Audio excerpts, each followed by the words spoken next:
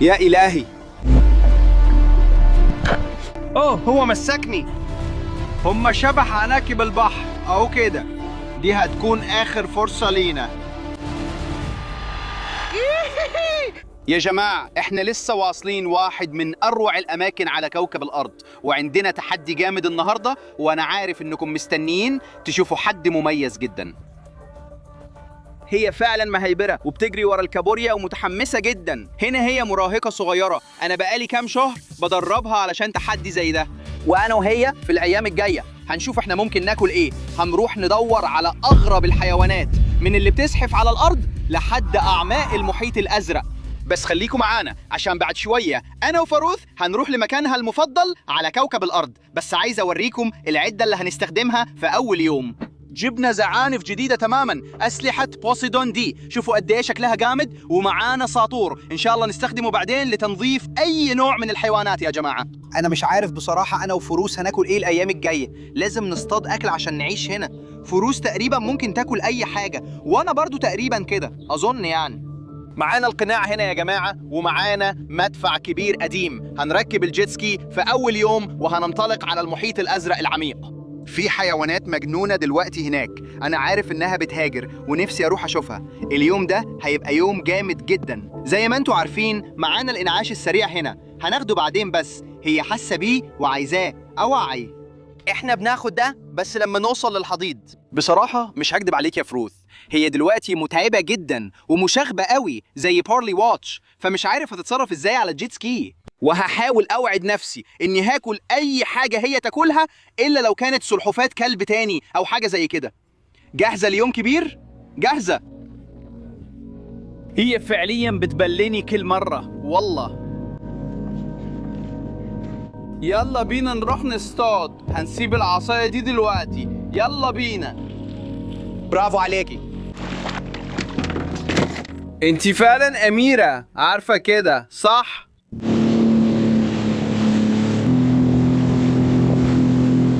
تمام، أنا وفروث وصلنا للمحيط الأزرق العميق. هنبدأ نستكشف حوالينا. الخطة إننا لازم نلاقي أكل عشاء النهاردة، حاجة نقدر نصطادها بالرمح. وكمان إحنا متوقعين يكون في حيوانات غريبة هنا، ممكن أنا وفروث نسبح معاهم. يلا نبدأ نستكشف في عرض البحر، مين عارف هنلاقي إيه هنا. يلا بينا.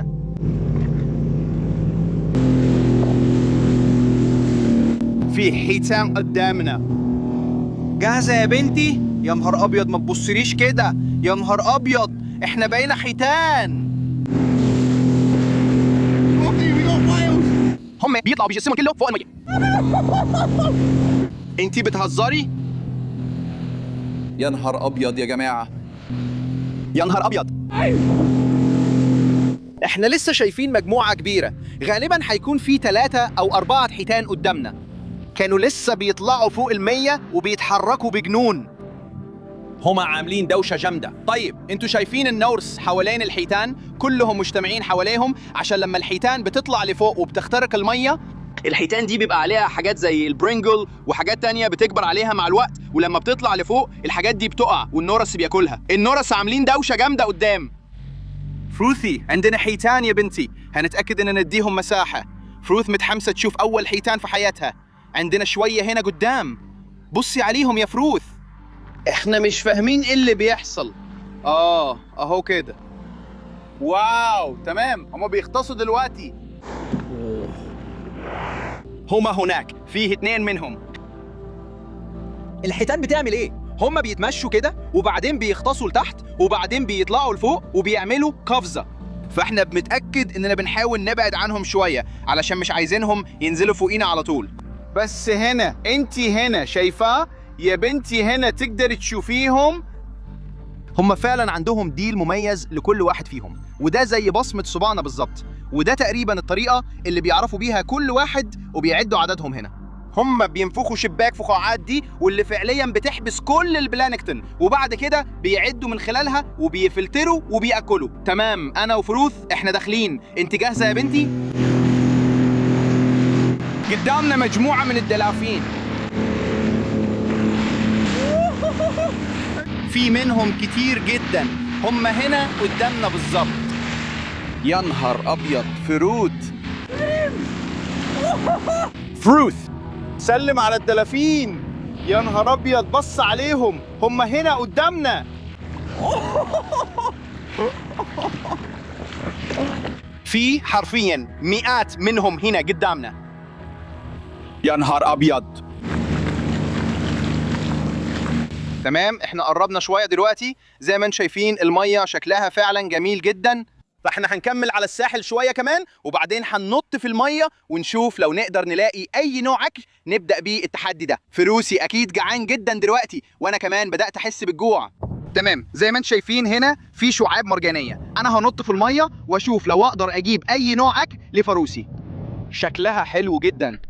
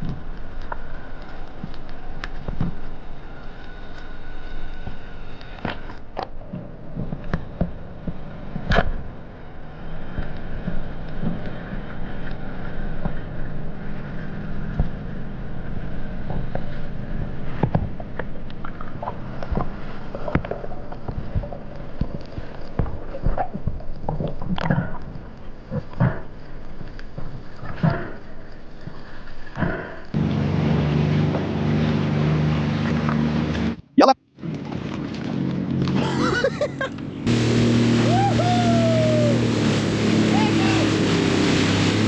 يا جماعة النهاردة كان يوم مجنون فعلا. اكتشفنا حاجات كتير، شفنا حيتان ودلافين وحاجات تانية كتير. هنروح بسرعة وندخل نطبخ أول وجبة لفروس في التحدي ده. الموضوع هيبقى جامد جدا، هنشوفكم هناك. يلا بينا يا بنتي، يلا يا فروسي. بصوا احنا مش هناكل ده، شوفوا هي بتحاول تاكل ايه. لا احنا مش هناكل ده يا جماعة، هي جعانة فعلا بجد. سيبي اي حاجة تاكليها لازم اكلها، واحنا مش هناكل ده. اللي هنعمله النهاردة مجنون. هنطبخ السمكة اللي اصطادناها من شوية مع شوية فواكه غريبة. وزي ما انتوا شايفين فروس دلوقتي هي جعانة جدا. يا بنتي ده مش أكل، إحنا هنجيب أكل تاني كويس؟ يلا بينا يلا. كنا بنعاني عشان نلاقي أكل، بس قدرنا نجيب سمكة صغيرة جميلة، وده اللي هنطبخه دلوقتي أنا وفروثي. ما أكلناش أي حاجة طول اليوم، إحنا في منطقة الخيران الجميلة دي. فروث متحمسة جدا، بص عليها، واو. هو ده لب الموضوع يا جماعة، وأنا مش عارف روث هتتصرف إزاي لما تاكل سمك ني. أظن لازم تستنوا وتشوفوا، عندنا وليمة قدامنا على طول. فروث حرفيا بتحاول تاكلها دلوقتي، فبحاول اوقفها، بس اللي معانا هو السمكه الصغيره الجميله دي. زي ما شفتوا دي سمكه تريفالي فضيه صغيره وجميله. دلوقتي دي في الحقيقه مش اكبر واحده. اوي، هي بتحاول تخطف الفاكهه فعلا. دلوقتي احنا على وشك ناكلها، اهدي شويه. ومع انها مش كبيره، دي واحده من اطيب انواع التريفالي اللي ممكن تلاقيها. ساشيمي، الحاجات دي جامده جدا.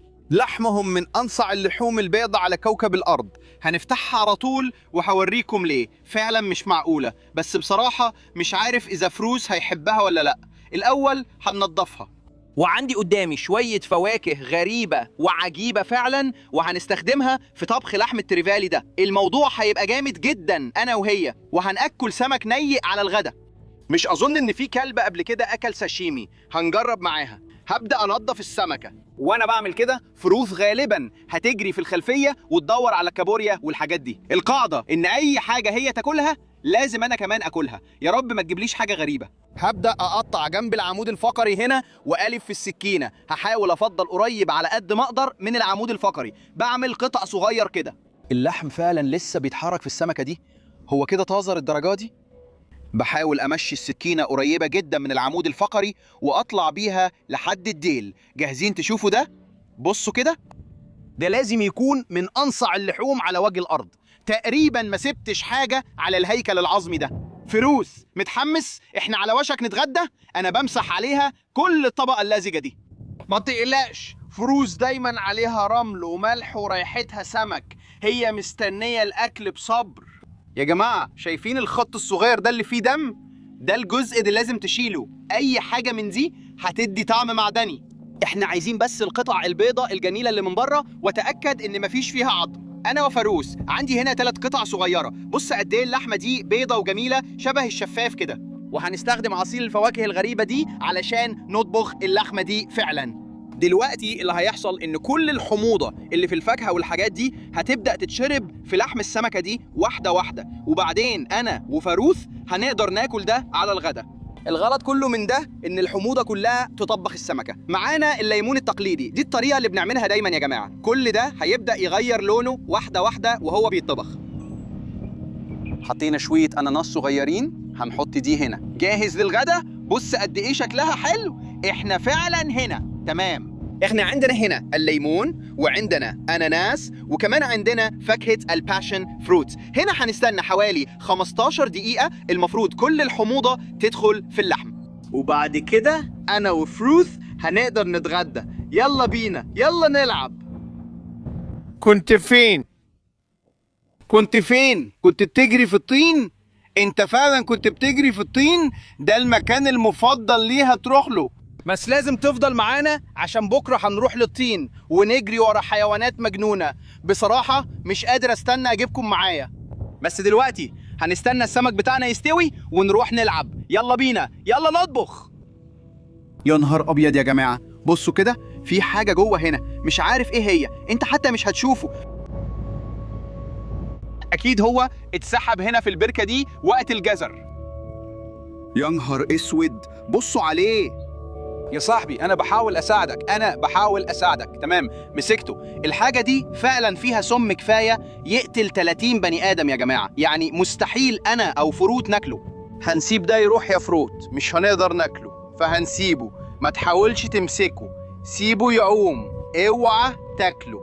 بص عليه هنا، هو جنب فروت على طول، بص عليه. تمام، اوراق خلاص. اظن الغدا بتاعنا تقريبا جاهز يا جماعه، هنطلع فوق ونبدا ناكل. اللحمه دي بقى انا حوالي 20 دقيقه مستنيين السمكه دي تستوي ويبان انها خلاص قربت تجهز. اللي عليه ليمون بقى لونه ابيض قوي، لكن الاتنين التانيين مش قادر احدد اذا كانوا استووا ولا لا. يمكن الحموضه مش قويه كفايه في السمكه او حاجه زي كده. هي لسه بتحاول تحفر تدور على ديدان، بس هي مش عارفه كده. الغدا تقريبا جاهز، هنبدأ بالأول اللي عليه باشن فروت. مش أظن في كلب قبل كده أكل سمك ني مع باشن فروت. جاهز؟ ده الغدا.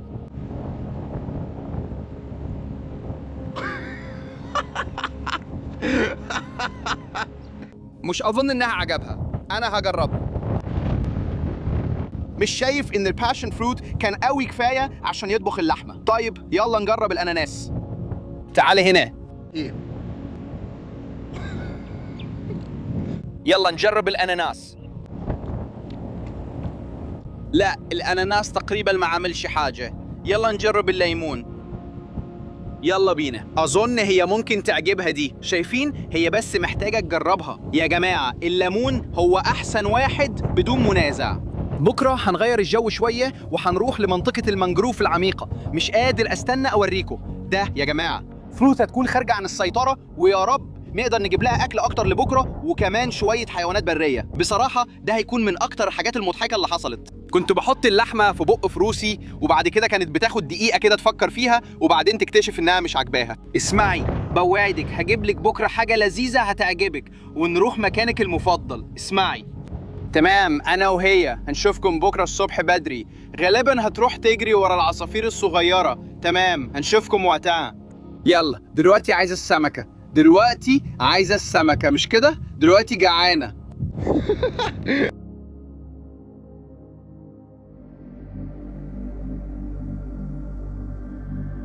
يلا بينا يا جماعة، تعالوا هنا. النهاردة هنستكشف واحد من أغرب الأماكن على الإطلاق. إحنا رايحين لمنطقة المنجروف العميقة ونأمل نلاقي حيوان عملاق فعلا. المكان المفضل لفروث على كوكب الأرض هو الطين العميق. معانا السكينة هنا، وكمان معانا مشروب الانتعاش السريع بتاعنا. هناخد ده، بعدين لو وصلنا للحضيض أنا وفروث إحنا أكلنا سمكة واحدة بس من امبارح، فنتمنى نلاقي عمالقة النهاردة. يا بنتي يلا بينا نبدأ نستكشف. يلا بينا. هنبدأ نستكشف المناطق المسطحة دي هنا الأول. تفتكري ممكن أشوف حيوانات غريبة هنا فوق؟ مش عارف إذا كنتوا شايفين الكور الصغيرة دي كلها هنا، بس دي في الحقيقة معمولة من نوع غريب من الحيوانات. بصي إيه كل الحيوانات دي؟ شايفاهم؟ لا، بص وراك. شايف كل دول يا فروث؟ دول سلطعونات الجنود. بص عليهم كلهم شبه عناكب البحر. إيه؟ دلوقتي السبب ان هم بيتسموا سلطعونات الجنود يا جماعه هو انهم بيتحركوا في ديوش ضخمه زي الجنود بالظبط. دول حيوانات بريه لونها ازرق فاقع. فروث حرفيا لسه واكل واحده من دول، وده معناه اني لازم اكل واحده كمان. يا عم ليه اكلتها كده؟ خلاص يلا نبلعها.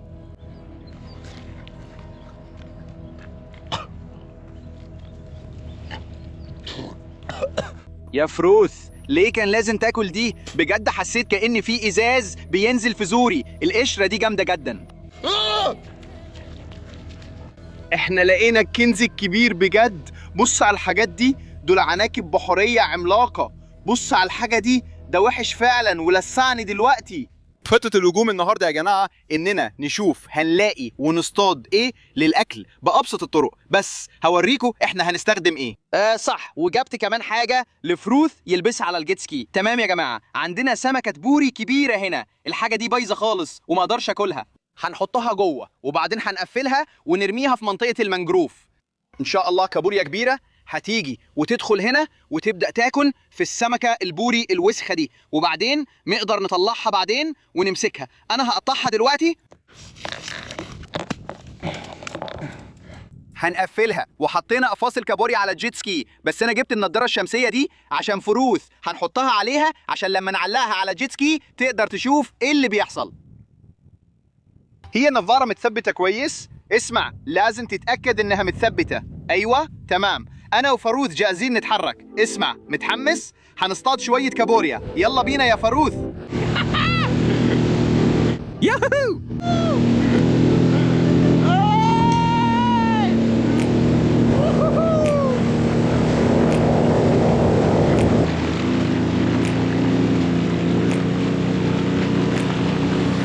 احنا دلوقتي ماشيين في مجرى المية ده وهنرمي الشباك دي. بصوا يا جماعة، شايفين كل الكابوريا الصغيرة دي؟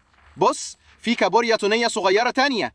الصغيرين حوالينا هنا، أكيد الكبار موجودين برضو. يلا بينا، بس ما تخضوش ما تخوفوش. الكابوريا كلها هحط واحدة هنا على الجنب. سيبوا دي في حالها. يلا بينا. قلت لكم يا جماعة دي أكتر حاجة بتحبها. وسط الطين بتحط شوية مصايد. يلا بينا. سيبوا دي في حالها. فعلا في كابوريا زي ما انتوا شايفين في زي مجرى مية داخل هنا. اهدوا شوية. اللي بيحصل ان لما المد بيزيد كل الكابوريا بتطلع لفوق، ولما المية ترجع تخرج الكابوريا هتتحرك، وده تقريبا زي طريق سريع للكابوريا، فهيمشوا طالعين ونازلين هنا. دي هتقعد مكانها هناك. يلا بينا، يلا نتحرك. هنبدأ نستكشف على رجلينا وإن شاء الله نلاقي واحدة. المية بتعلى دلوقتي، ولما المد يعلى إن شاء الله الكابوريا هتتحرك وتتجمع في المصايد بتاعتنا. بص كده، بص على ده. يا سلام، بص على ده لسه لاقيه في الطين دلوقتي. خلي بالك ما يعضكش، هيعضك لو قربت منه. لو قربت منه هيعضك. يا عم شايفه متحفز ازاي دلوقتي؟ بص عليه، عنده مخلب كبير واحد والباقي كله صغير. مسكني فعلا مسكني يا راجل. بص على ده، هو فعلا خلاني انزف. مع السلامة ليه؟ هنسيبه يروح؟ اوعى، ابعد عنه، هيمسكك. مسكني. احنا داخلين في الطين التقيل دلوقتي. بص على ده، في كمية كبيرة من الكابوريا الصغيرة هنا. فروث، انت فين؟ استنى، هي هنا، بص عليها. دي فعلا اتجننت، مهووسة بالطين. هنمشي ورا الجداول الصغيرة دي هتكون فرصة كويسة لينا عشان نلاقي كابوريا إن شاء الله. يمكن دي المرة الوحيدة في حياتي اللي عايز ألاقي فيها كابوريا. دلوقتي الدبان الصغير بياكلني أكل. مش عارف لو انتوا عارفين إيه هم زي الحشرات الصغيرة دي وبيمشوا عليك في كل حتة. الموضوع هيبقى مقرف، بس لازم نعمل اللي لازم نعمله هنا. فلو دهنت جسمي كله بالطين ده هينشف واحدة واحدة، وساعتها الدبان الصغير ده مش هيعرف يوصل لجلدي. ودلوقتي الجزء الصعب، شوية تقشير للوش. شكلي عامل ازاي؟ حظ سعيد للدبان الصغير ده. لو حاول يعضني دلوقتي مستحيل اي حاجة تقدر تعضني هنا في اللحظة دي. فبنحط شوية طين على مناخيرك عشان ما تتعضش. شوية طين على مناخيرك كده المفروض تبقى تمام. بص كده، حد كان بيشرب هنا؟ شوف كده، عندنا مجرى مية جديد هنا. أكيد في واحدة جواه. لقينا واحدة. شايف ده هنا؟ الرغوة دي عندك كابوريا. عمرك ما كنت هتعرف إن دي كابوريا هنا. 3 2 1. دي كابوريا صغيرة، بس الحاجة دي هنا جامدة جدا يا جماعة. بصوا كده، دي كابوريا أنثى صغيرة، بس تقدر تشوف من تحت هنا هي فعلا شايلة كمية كبيرة من البيض هنا. يعني واضح إنها هتبيضهم قريب. وبعدين هيبقى في كابوريا كتير في النظام البيئي ده عشان كلنا نلاقيهم، وده علامة جامدة جدا. هنسيبها هنا دلوقتي. مش عارف ازاي انا متغرق في الطين اكتر منك دلوقتي. كل الكابوريا دي المفروض تكون قاعدة في المجرى ده هنا وسط الرغاوي وتغوص في الطين. في كابوريا صغيرة تانية هناك. يوي فروث. يا فروث، الكابوريا الصغيرة دي عضتك في مناخيرك. خلي بالك، الكابوريا الصغيرة دي عضتك في مناخيرك. سيب قوي، يعني خليك بعيد، هو صغير قوي. يلا يا فروز، لازم تلاقي لي كابوريا كبيرة وإلا مش هناكل النهاردة. تمام يا جماعة، لسه لاقيين حاجة هنا فوق. ده مخلب كبير وقديم، بصوا عليه كده. مش عارف ايه اللي موت الكابوريا دي، يمكن كابوريا اكبر او حاجة زي كده، بس ده مؤشر كويس. يا رب يكون في واحدة كبيرة في المنطقة هي اللي قتلت دي. زي ما انتوا شايفين جلدي دلوقتي كل الطين نشف.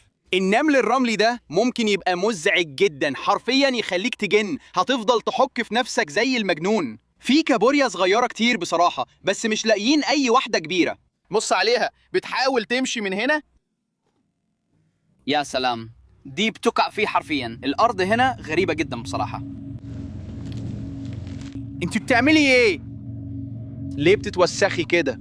أنا مقتنع إنها عايزة تبقى شبهي دلوقتي. يلا بينا نمشي. فروست قررت إنها مش عايزة تتحرك تاني. مش هنقعد في المانجروف. قومي، لازم نكمل. انت مش ميتة. انا عارف انك بتعملي نفسك ميتة. انت مش ميتة. لقيت كام سلطعونة صغيرة هنا، اغلبهم اناث. لقينا ذكر واحد كان بيحاول يعض بق فروست. مش عارف ليه فروست فضلت تحاول تروح له. دلوقتي الوضع مش مبشر خالص. بص على ده، سلطعونة صغيرة هنا. ياه، كنت هتمسكني.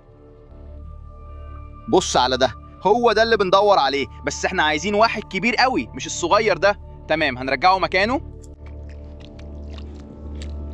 يلا بينا، عندنا سلطعون تيني هنا، مش هتقدر تشوفه حتى، متخفي تماما.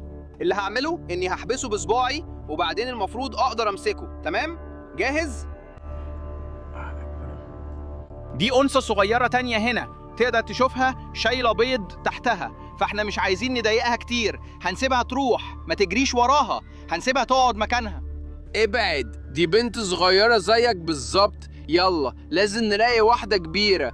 اوعى، هتتقرص منها. اتمنى تكون عارف كده. لا، بص انا غارق ازاي في الطين دلوقتي. بص كده، ده رجلي.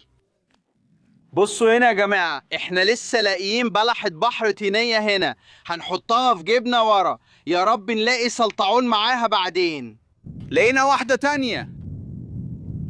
يا جماعة احنا حطينا دلوقتي مصايد السلطعون، واللي هنعمله دلوقتي اننا هنستخدم خيط الصيد اللي جايبه معايا. هو ببساطة عبارة عن سنارة ورصاصة وشوية خيط زي ما انتوا شايفين كده. ومعايا رسم كتبوري اللي طلعناها من مصيدة السلطعون. هنقطع حتة من اللحمة دي ونرميها في المجرى المائي الصغير ده، يمكن نلاقي سمكة فلات هيد او منجروف جاك. انا مش عارف اذا كنا هنقدر نلاقي حاجه في مصايد السلطعون ولا لا، ولو ما لقيناش يا جماعه انا افضل يكون معايا اي نوع اكل ليا وليا فلوس بعدين. فهنقطع حته صغيره من اللحمه وهنرميها على طول كده. تمام، هنرميها ونشوف اذا كنا هنطلع باي حاجه. في عض. ايوه لقينا واحده. ايه؟ بص على ده، الحاجه دي بالكاد ينفع قانونيا ناكلها، بس انا هاخد المخاطره وهسيب دي ترجع مكانها، ويا رب نلاقي سلطعون طين عملاق. بعدين شويه يمكن دي اكبر مخاطره هناخدها في الرغوه دي. انت رايك ايه يا جيرل؟ لازم ارجعه مكانه. تمام، عندنا نسر ضخم هنا وانا راس الموليت. هاي شفتوا كده؟ انا وفروست لسه صورنا النسر ده وهو جاي بياكل راس السمكه دي. يا سلام، كان مشهد جامد. احنا لسه مدينا النسر كل الطعم اللي معانا، يعني تقريبا ما بقاش معانا حاجه. انا وفروست دلوقتي جعانين ومليانين رمل وطين، وصلنا للحضيض، مفيش غير حل واحد. فروستي جاهزه يا بنتي؟ اظن جه وقت الانتعاش السريع. انتوا عارفين لما بناخد من انتعاش ده بنرجع لنا طاقه جديده خالص. هنا خدها. يلا يلا يلا.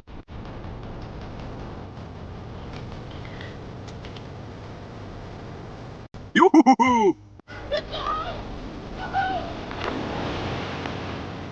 يوهو. احنا اتولدنا من جديد يا حبيبتي. اظن جه الوقت نشوف شباك السلطعون. فروسي بتفقد عقلها. يلا بينا. انت شايفه ايه يا بنتي؟ تفتكري في حاجه جوه هناك؟ الشبكه رقم 1. يلا نشوف لو في حاجه يا جماعه. مفيش حرفيا اي حاجه. واضح ان في حاجه اخذت الطعم بتاعنا، ومفيش اي حاجه جوه شبكه السلطعون دي دلوقتي. انا متضايق جدا اننا ما اصطدناش اي حاجه في اول شبكه هنا. كل حاجه معتمده على الشبكه الاخيره دي. انا بجد بتمنى يكون في حياه جواها يا جماعه. يلا بينا يلا. ما قدرتش افكها. يلا بينا. يلا كملي. شاطره. نشوف لو لقينا حاجه. مفيش حاجه. ايه؟ الطعم لسه موجود. احنا حرفيا ما عندناش اي حاجه في مصايد الكابوريا بتاعتنا دلوقتي. يا جماعه الشمس بتغرب، غالبا فاضل لنا حوالي ساعه بس، فأظن نطلع نصطاد مرة أخيرة. لازم نسيب المصايد دي ويمكن نلاقي واحدة. هنضطر نمشي على رجلينا يا جماعة وندور، يمكن نلاقي واحدة في منطقة المنجروف دي. الجزء اللي فوق ده أنا لسه ما استكشفتوش، فهطلع هناك وأشوف يمكن نلاقي حاجة. أنا ما كنتش عايز أطلع هنا عشان لازم أمشي على الشوك الحاد ده كله. آسف يا بنتي، بس لازم نلاقي أكل. يلا بينا. لسه عندي شوية طاقة فاضلين من الانتعاشة السريعة دي، فدي هتكون آخر فرصة لينا. يا جماعة أنا شايف طرف صدفته هنا، ده طرف السلطعون هناك. أنا لسه ماسك ظهره، خليني أمسك رجليه من ورا. مسكته، خلاص مسكناه مسكناه مسكناه مسكناه. بصوا على ده كده يا جماعة، ده لازم يكون قانوني. هو مش ضخم قوي بس ده أكل، وده اللي أنا وفروست محتاجينه دلوقتي. إحنا مشينا في الطين النهاردة وتعبنا، بس لقينا أكل هنا. السلطعون الطيني الجميل ده. فروستي لقينا أكل. يا بنتي يا سلام يا راجل، السلطعون ده فعلا جميل جدا. بص عليه، هو متحفز جدا دلوقتي. ده هيكون وجبة جميلة ليا وليك يا فروست. لسه واصلين للكثبان الرملية دي. الموضوع فعلا جنان، كأننا على كوكب تاني هنا مع الكثبان دي. معانا السلطعون وفروست فوق هناك. هنعمل أكلة جامدة عشان نختم اليوم. انتوا عارفين كنا في المنجروف طول اليوم. جسمي مولع دلوقتي من كل ذباب الرمل اللي عضني، ولسه الطين مالي كل حتة فيا.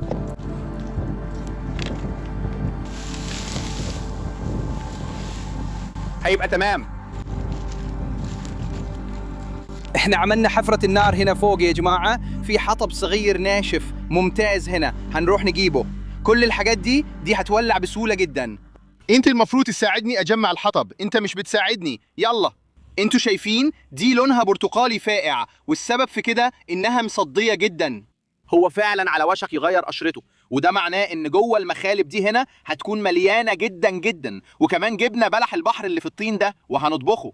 جبنا وجبة جميلة ليا أنا وفروست، أنا متحمس جدا. يلا نولع النار ونبدأ نطبخ دول. هنولع النار ونتأكد إن فروست هناك بعيد عشان غالبا هتنط عليهم. هي فاكرة كل حاجة لعبتها، فخلينا نخليها متحمسة. يلا بينا يلا بينا يلا بينا. أوه، الجو هنا فيه هوا جامد قوي. تمام، يلا نحط الخشب يا جماعة. يلا حطوه. التعليقات مولعة. أوه، مش قادر استنى الأكل ده، أنا جعان جدا دلوقتي يا جماعة. هنأكد إننا نخلص على الكابوريا دي قبل ما نحطها على النار. هنقلبها على ظهرها هنا وهنحط السكينة في جسمها على طول. ده تقريبا مكان الجهاز العصبي المركزي بتاعهم كله. كده هنخلص عليه فورا، وبعد كده نقدر نطبخه على النار. استنى، خليك ثابت يا صاحبي، هننزل على طول. 3 2 1. والضربة دي هتموته فورا. الكابوريا دي زي ما انت شايف جاهزة تتحط على النار على طول دلوقتي حالا. دول كمان جاهزين يتحطوا على النار على طول. أول ما يفتحوا ساعتها تعرف إنهم استووا. يلا بينا نكمل على طول. كان يوم طويل عليا أنا وفروث النهاردة، بس قدرنا نجيب أكل. رايح فين؟ هي زعلانة مني. ليه بتجري مني؟ مش بتحبيني؟ هتحبني لما أكلها كمان دقيقتين؟ هو ده كل الموضوع دلوقتي؟ احنا مولعين النار وطابخين الكابوريا وفي شوية بلح بحر. فروثي نايمة هناك، حرفيا مهدودة خالص. كانت بتجري وسط أشجار المانجروف طول اليوم. النهاردة الأكل فعلا بيغلي، حاجة رهيبة. هنستنى الحاجات دي تفتح. ده هيبقى لونه برتقالي فاقع، ومش قادر استنى أكل ده. أنا جعان جدا دلوقتي. الكابوريا بتاعتنا بقت لونها برتقالي فاقع هنا، هنشيلها دلوقتي. الحاجة دي هتبقى رهيبة بجد. كان عندنا يوم جامد جدا النهاردة يا جماعة. أنا مليان ملح ورملة وكل حاجة. عارف أكيد هتجننوا في التعليقات عشان إحنا فعلا بنقدم الأكل ده على الرمل دلوقتي. بس أنا مش فارق معايا، أنا جعان جدا ومش لاقيين أي حاجة على الشاطئ. فلوس؟ مش هتضايق لو فيها شوية رملة، صح؟ هي مش فارقة معاها يا جماعة، وأنا كمان مش فارق معايا. أظن نجرب بلح البحر اللي في التين ده. بص كده، شكله جامد جدا. بص عليه. جاهز؟ أيوة. مش عايزاه؟ يلا بينا. مش عارف، هي مش فوق هناك، هي بتلف راسها عليه. يا جماعة بصراحة أنا فاهم ليه هي مش بتحبهم. هما مش كويسين خالص. هي زعلانة مني دلوقتي. يلا شوفوا، هترجع تاني. بالنسبة للسلطعون الطيني ده، هنفتح المخالب اللي شبه المصاصة دي. السلطعون ده بصراحة مليان أكل. إيه اللي هنا؟ يلا يا جماعة، هي هتاكل بتاعتها هناك، حرفيا هتلتهمها التهام، وأنا معايا المخلب بتاعي هنا. بصراحة ده كان واحد من أجنيني الفيديوهات اللي عملتها في حياتي. سلطعون الطين على الشاطئ. عشان نختم، فروث هي مش قادرة تبطل تلعب مع العصافير يا جماعة، هتاكل سلطعون الطين بتاعها. بصراحة دي كانت واحدة من أجنيني المغامرات اللي عملتها أنا وفروث. هشوفكم في الفيديو الجاي من المغامرات المجنونة. في فيديوهات تانية هنا، هشوفكم وقتها. سلام.